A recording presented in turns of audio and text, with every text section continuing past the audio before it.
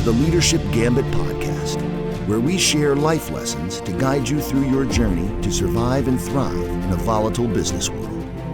And now, Chris Miller.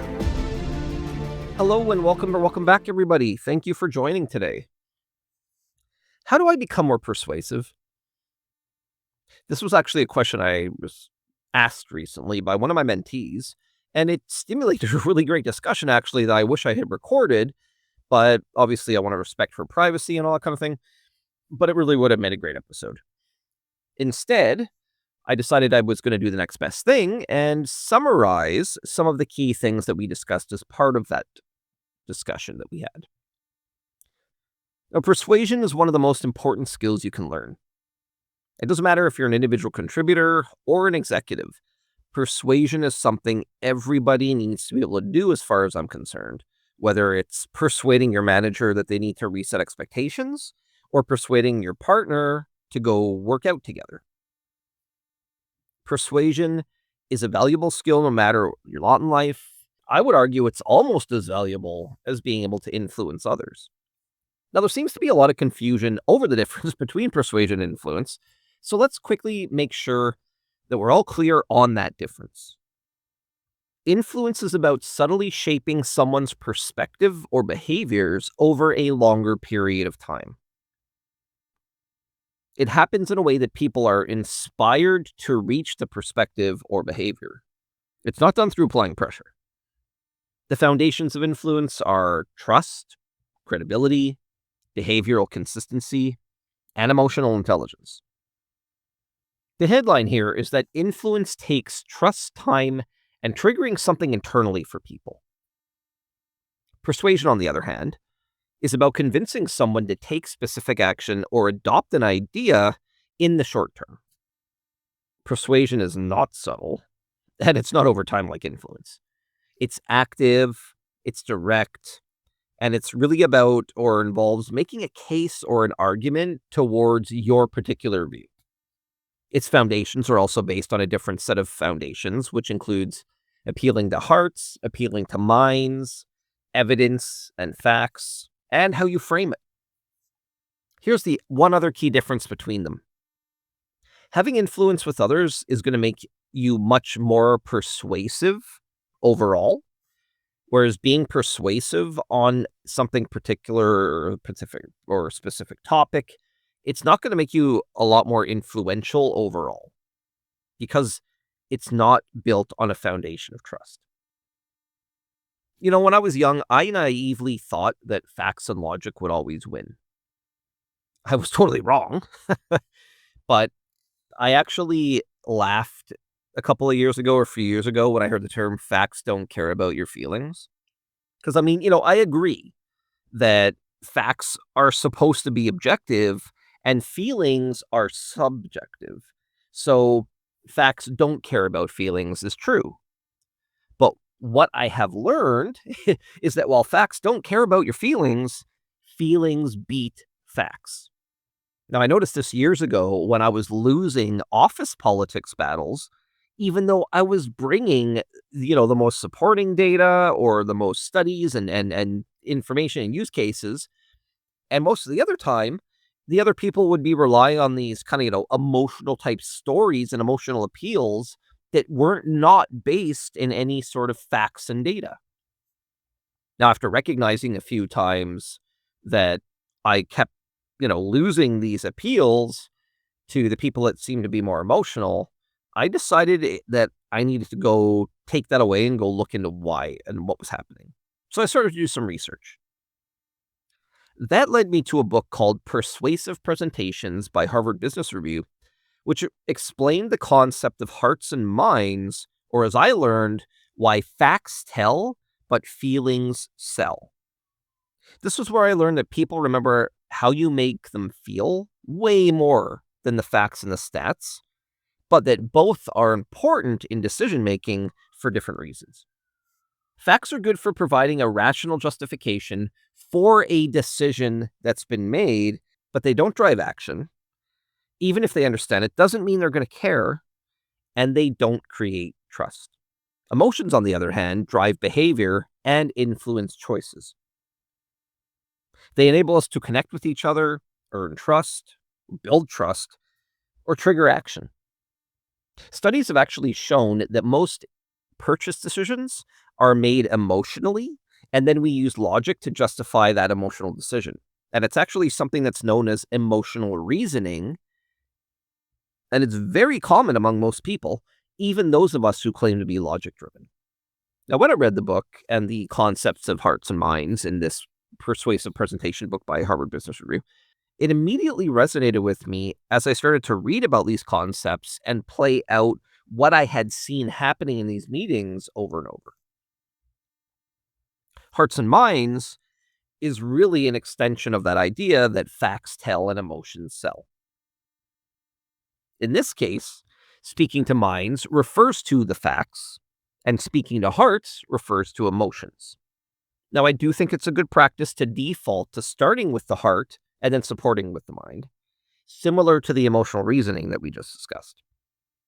Does that mean you should always follow that sequence with no exceptions? Well, like everything else in life, it's not that black and white. It's more nuanced. So no, there are times where you should. Now, what I've come to understand is that how you frame and sequence your hearts and minds communication is going to depend on context and your communication goals. What that means is that there's times to appeal to hearts, there's times to appeal to minds, and there's times to appeal by bringing it together. Let's talk about different situations or contexts and whether to appeal to hearts or minds in those situations. Let's start with the heart, since as we've discussed, that should be your default setting. Your goal here is really to engage people emotionally. Here's a few scenarios and why appealing to the heart is the smart play. If you are introducing a new idea or trying to stimulate interest or hype for something, if you truly want people on board and engaged, they have to be able to visualize and feel themselves in your idea or your vision. If you're trying to resolve conflict or a tense situation, calling out a tense situation or the tension in the room can actually be enough to bring it down. Maybe you're presenting something that might be uncomfortable to others. Acknowledging the discomfort can be a good way to disarm it. Maybe you are presenting to people who are in a more emotionally heightened state. Well, emotional validation can help the other person or people feel understood and safe and actually de-escalate them. Well, and maybe you're trying to improve the engagement or performance of others. Well, building an emotional connection is the only way to inspire others to care enough to take action. Now that you have a better sense of when to appeal to hearts, let's move on to how to appeal to them and some of the tactics that you can use. Appealing to hearts is more art than science, but there are a few tactics that do increase your chances of emotional connection and engagement. Use storytelling. People connect emotionally with stories. Conflict is a great attention grabber. Relatable struggles connects with people emotionally as well. Remember, people remember stories, not facts and data. And to be clear, stories don't need to be long-winded either. They can be short and to the point. Context, frame your challenge or the conflict. How did the person respond? What they did? How was it resolved? What was the lesson learned? It's really that simple. That's enough to be memorable if you tell it with conviction and emotion yourself. 2. Use visceral language. Words can spark an instinctive reaction. Use strong language that triggers these instincts. Let me illustrate with an example and listen to my framing and how each of these make you feel. Not being a good communicator is like having a cancer that eats away at other aspects of your life over time. Whenever I use this example with people, I can literally see a visible change or an uncomfortability come over them when the cancer term is brought into the framing. Now, keep in mind, you don't need to use language that's extreme. Many other words can also trigger feelings for people, fear, joy, courage, love, pain. Believe it or not, together, the word together has been shown in neurology to actually trigger something that makes us feel good as a species. And hope is another one of those words. Number 3, invite people emotionally. Bringing people in means helping people see themselves in what you were saying. And when I say that, I mean you want them to feel themselves in what you're saying. And statements like, you know that feeling when, or we've all felt that way at some point, whether we say it out loud or not. To some degree, saying those kind of things gives them permission to feel and validates how they're feeling simultaneously, which is a good thing. 4, be authentic. Be vulnerable, be enthusiastic, be whatever is consistent with the messaging you're trying to convey. Remember that authenticity wins trust, and it also disarms skepticism. Now let's shift to appealing to the mind. I mentioned as a general statement, your default mode should be heart first, which are the things we just talked about, but there are situations where you actually want to jump straight to the mind and logic. When it comes to appealing to the mind, this is much more science than art. Now, here are some of the scenarios that you should appeal directly to minds and why it's your best move. 1, you're sharing something that people aren't impacted by. If people are not impacted by something, they typically don't care about it, or if they do, it's only with a passing interest. 2, you have to correct facts to support decisions or directions. When sending out a correction, it's important to stick to the facts so that you mitigate triggering potential emotional resistance. 3, you're presenting highly complex or technical information. Logic helps create structure in complexity and helps break things down into easier to understand steps for people. 4, you need to provide clarity to a team stuck overanalyzing options. Logic breaks the paralysis that is set in because it's anchored in reality and can bypass ego-based resistance. And 5, you're trying to change direction on something previously decided. Leading with logic is your best case here because it demonstrates sound judgment, not emotional flip-flopping. Now take note that these are the scenarios where you want to bring receipts and you want to show your work. If you are going to go straight to the mind, it's typically much easier because it requires a lot less nuance. You will still want to tailor your communication and your framing, but it's really more a matter of structure, since the only framing you're worried about is your summary of your data. Let's talk about some of the tactics that you can use for appealing directly to the mind in an effective way. So 1, present things clearly.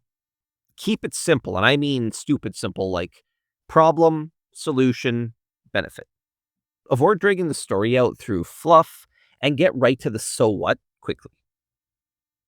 Be precise in how you speak. We spoke about key messages in our episode earlier this season, ignored to influential. If there is a time to use key messages, it's now. Do not leave room for interpretation in what you are communicating. Show your receipts or evidence. I know we've talked about withholding details until they're requested when we spoke about executive presence, but in this case, you want to make sure that you include your data, your stats, your quotes, use cases, case studies, whatever it is. Basically, whatever content you have that you built your conclusions on. And keep in mind, too, the more credible the sources that you cite, the more people will tend to buy in or feel that some of that credibility is, conferred onto you as the person who's sharing them. 3, outline your argument using a logical perspective. You want to clearly connect the dots between things for people. Action to reaction, cause to effect, decision to outcome. Deductive reasoning is one of my favorite tactics on this. An example of this in practice might be you learn better when you're calm. Therefore, if you are calm right now, you will learn better, right? That's deductive logic, deductive reasoning. Pros and con lists tied to known outcomes can also be helpful. Outlining your argument from a logical perspective helps to show pragmatism and mitigate potential assumed biases. And 4, break down complex ideas. Frameworks can actually help structure discussions in logical ways. Step-by-step explanations can help, and real-world examples can simplify complex ideas. Also, always avoid jargon unless it's commonly used in that environment with that group already. Analogies and metaphors can help here as well. We did talk more about this in our first episode on communication framing. If you need more details on the concepts, I would highly recommend going back to that episode. But here's a couple of quick examples of breaking down complexity into a metaphor and into an analogy. Let's do an analogy first, and let's use a software update that improves your security encryption and general performance of that software.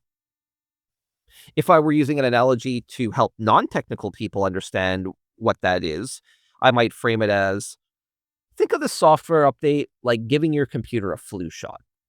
It protects you from new threats, and it helps the system run better. Right? I've covered the security encryption and the general performance as protection from new threats and running better. Now, for the metaphor example, let's use building resilience since it's a complex concept in itself. Using a metaphor, I might frame it as, resilience is like any other muscle in your body. The more you push and stress it, the stronger it grows. So now you should have a better idea on when and how to appeal to both hearts and minds and improve your persuasion ability. It's important to remember, though, that even though there are cases that we outline there where you're only going to appeal to one of the two, I still firmly believe most encounters that you will end up pulling out both. Because of that, let's talk a bit about putting it all together now with a couple of situations we spoke about under hearts and minds already, but show the compounding effect of bringing both together. Let's go back to the example of you introducing new ideas or trying to stimulate interest or hype. We spoke about this being an appeal to the heart situation, and it is, but let's look at how I would actually recommend going about this in reality. Since we talk about lifestyle of mental and physical health on the show all the time, let's use health as our example.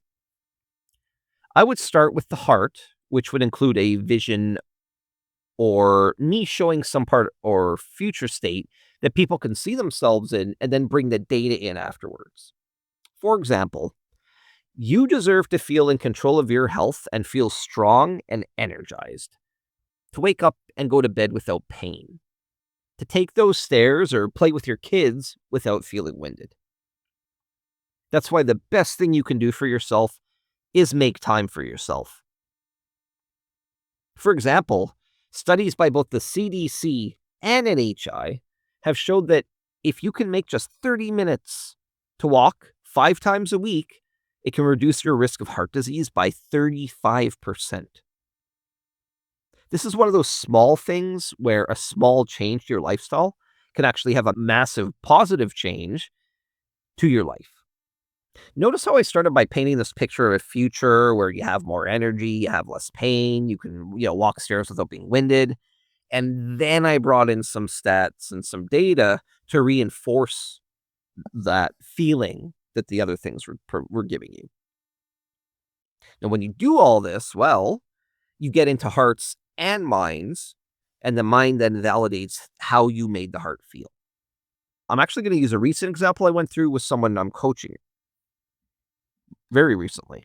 So this person accepted a new job, and they contacted me, and they were really starting to second guess their decision. I decided in this situation, it made more sense to start with the mind and logic and then bring the heart back into it after. So we were having the discussion, and they had raised all of their concerns and challenges with me. And I said, quote, well, keep in mind that the new position gave you a 50% salary increase and 100% more flexibility over your schedule. Based on your career goals, that makes a lot more sense, not only strategically and financially, but it's also aligned with your lifestyle goals. But more than just the numbers, your goal was to take more control over when and how you work, and this literally helps you achieve that personal vision.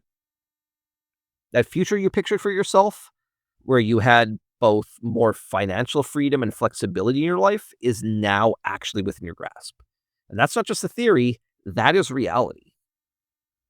Notice in this instance, I did lead with the mind and logic, but then I followed up by appealing to the heart because I wanted them to know and feel that this was still their best decision when they were looking at the big picture. I hope these examples helped show how powerful it can be to speak to someone with the heart and the mind when used in combination. Let's close today by summarizing the key takeaways for you. Start with the heart when it comes to pitching new ideas, resolving conflict, presenting something uncomfortable, or to someone emotionally triggered. To appeal to the heart, use storytelling and visceral language to invite people to emotionally engage. Also remember to be authentic. Start with the mind when people are not personally impacted. You are correcting yourself or justifying a decision or change in direction. Also, lead with the mind when you are explaining highly complex ideas or helping people stop overanalyze. How do we do that? Present things clearly. Show your receipts and work. Outline your arguments from a logical perspective. And break down complex ideas. Finishing out where we started the episode, and the question that inspired today's discussion, how do you become more persuasive? I hope you now understand that the most effective way to do that is by leaving them with a strong feeling and a solid reasoning to support whatever your idea was. When you speak to both hearts and minds, as we discussed today, you don't just change decisions, you shape beliefs. And when you can start shaping beliefs, you can now start moving beyond persuasion and into influence, which is a topic that we will cover on another episode all on its own. And with that, thank you everyone for joining again today. I hope you learned something. I hope that you have something you can now take away and go try for yourself to improve your persuasion. If you like the way that you're feeling, leaving a little bit smarter, more motivated, or more confident, please don't forget to leave a like, a rating if you haven't rated us, subscribe, turn on notifications, and most importantly, share us with people in your network so that we can continue to get our message out there and help others. Thanks, everyone. We'll talk soon. This has been the Leadership Gambit podcast with your host, Dane Smith, and leadership and management expert, Chris Miller. If you like our content, don't forget to like, subscribe, leave a comment or review, make a donation, and most importantly, share us with others in your network. Visit us at www.theleadershipmovement.net for more content and helpful business resources.